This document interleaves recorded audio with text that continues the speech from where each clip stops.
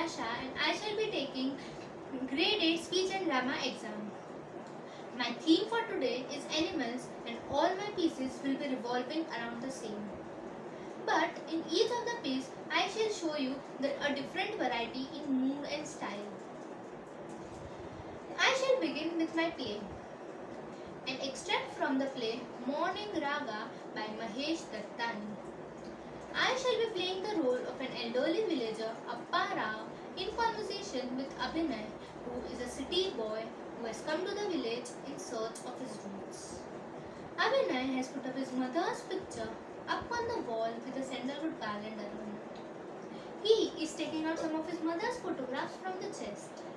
He shuts the chest and places the pictures on the chest one by one. Abhinay switches off the lights and lies down. He tosses a bit. It is dark. He opens the window and lies down with his eyes wide open. The moon appears from behind the cloud. The water body now reflects the palm tree. The moonlight lights up his mother's garlanded photographs. In one of the photographs, his mother holds a Carnatic violin. Abhinay looks at it. He gets up and goes into the other room and has a conversation with his father. Cut to early morning, sitting near the riverside, Appa Rao is in conversation with Abhinay.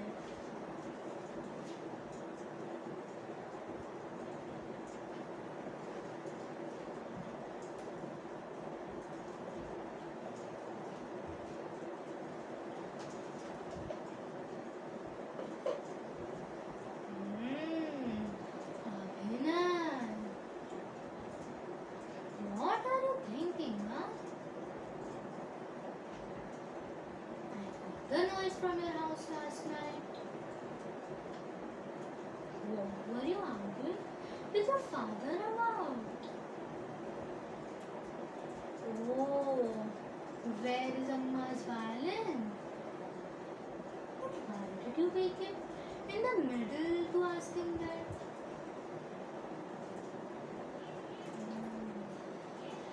What did he say? He doesn't know. Expected he will answer like that only. He would have said, God only knows.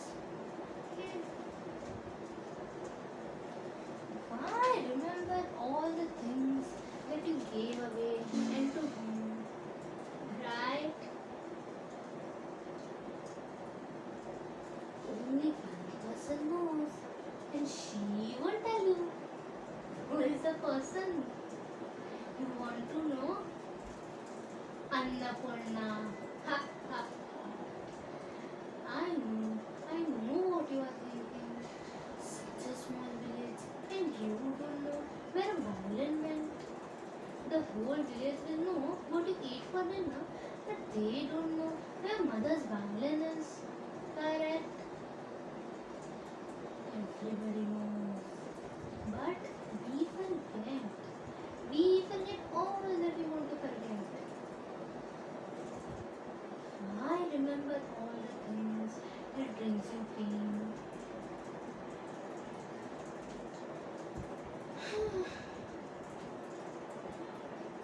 Oh, are you feeling unwell, my mother? I'm talking to your grandson only, not any stranger from the city.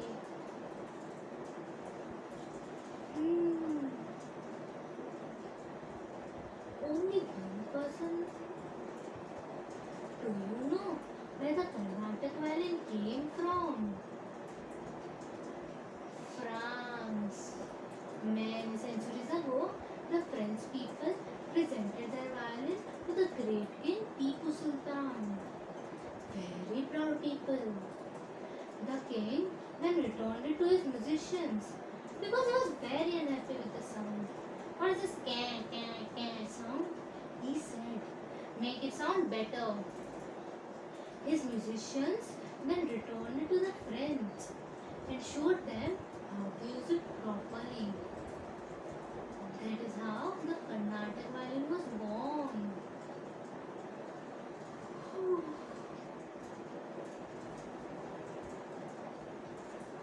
Oh, the sun has come up. Annapurna, Annapurna. She is not feeling well today. Let me leave before the sun comes over her. And you, stop worrying and thinking so much. Here, your aunt has sent some delicious veg food. Do grab a bite. It will bring back some fond memories of your mother. Okay? Annapurna, let's leave. Move.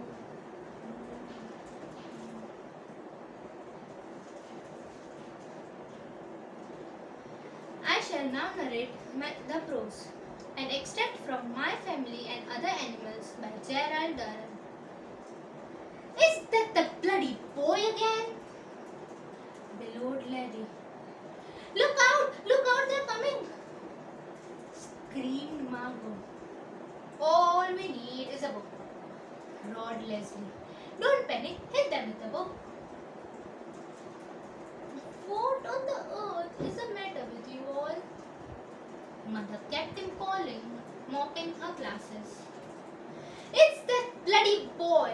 He'll kill a lot of us! Look at the table! Knee-dipped scorpions! Quick, do something! Look out! Stop screeching and get me a book or something. You're worse than the dog. Oh, shut up, Roger. By the grace of God, I wasn't bitten. Look out! There's another one! Quick, do something. Shut up and get me a book for God's sake. But how did the scorpions get on the table, dear? It's that bloody boy. Every matchbox in the house is a death trap. Look out! It's coming towards me. Quick, do something. It's coming towards me. Hit it with a knife. Your knife. Go on, hit it. Since no one had bothered to explain things to him, Roger was under the mistaken impression that the family was being attacked and that it was his duty to defend them. As Rugarajya was the only stranger in the room, he came to the logical conclusion that she must be the responsible party. So, he bit her in the ankle. This did not help matters very much. Well, by the time a certain amount of order had been restored, all the baby scorpions had hidden themselves under various baits and bits of cutlery. After an impatient plea on my part, backed up by mother, Leslie's suggestion that the whole lot be slaughtered was quashed. After the family, still simmering with rage and fright, retired to the drawing room, I spent half an hour rounding up the babies, picking them up with a teaspoon and returning them to the mother's back. Then I took them out and released them on the garden wall. Roger and I spent that evening at the hillside, for I felt it would be prudent to allow the family to have a siesta before seeing them again. I shall now recite the poem The Cow by Roald Dahl. Please listen while I tell you now about the most fantastic cow. Miss Milky Daisy was her name, and when aged 7 months, she came to live with us. She did her best to look the same as the all of the rest. But Daisy, as we could all see, had some kind of deformity. A funny sort of lumpy bump on either side above the rump. Now, not so very long ago, these bumpy lumps began to grow. And 3 or maybe 4 months later, I stood there an enthralled spectator. These bumpy lumps burst wide apart, and out they came and crossed my heart. Of all the wondrous and marvelous things, a pair of gold and silver wings. A cow with wings.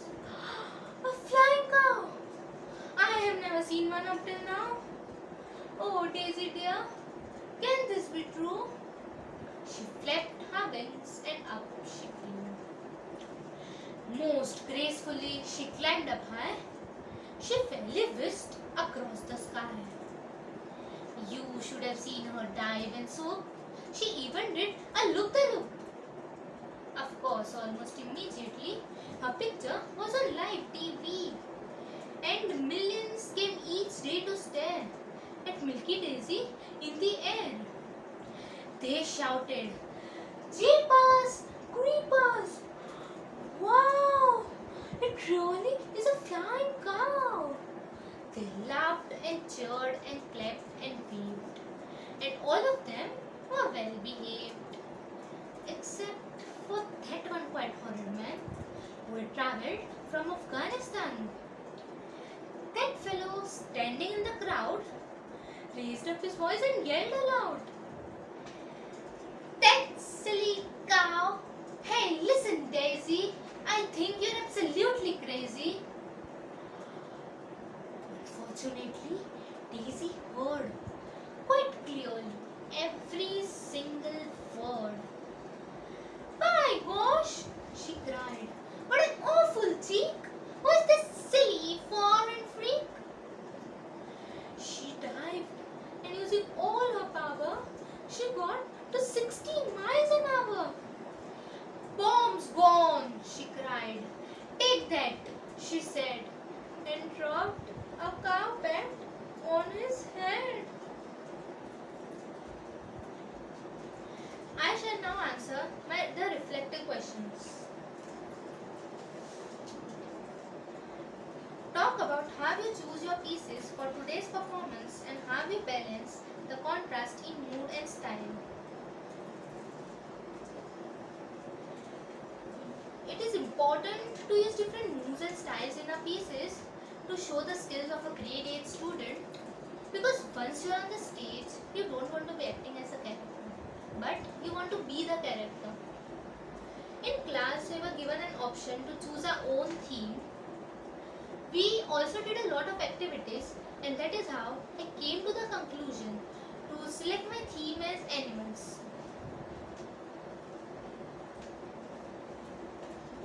Which is why all my pieces are revolving around the same.